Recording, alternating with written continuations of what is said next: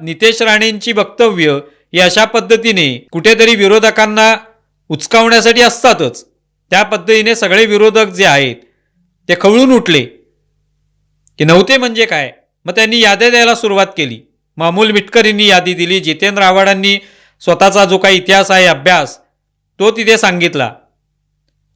आणि त्याच्यावरनं मग सगळ्यांनी त्याच्यावरच विश्वास ठेवला. मिटकरींनी यादी दिली म्हणजे ती अंतिम यादी, जितेंद्र आव्हाड बोलले म्हणजेच ती अंतिम यादी, त्याच्या पलीकडे काही इतिहासच नाही.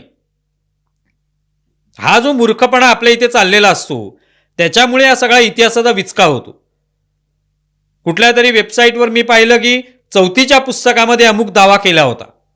आता 4थीच्या मुलांना जो काही इतिहास सांगणार तो त्यांना कळेल एवढाच इतिहास सांगू शकतो आपण.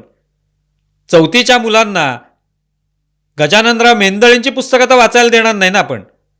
तेव्हा त्यांना जे कळेल, त्यांच्या आकलन शक्तीला जे पटेल तेवढाच इतिहास सांगितला जातो. आणि तो सुद्धा अगदी माफक असतो.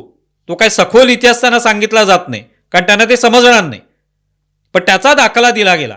म्हणजे ही आपल्या लोकांची जी बुद्धिमत्ता आहे ती अशी आहे. हा स्तर आहे त्यांचा इतिहास जाणून घेण्याचा.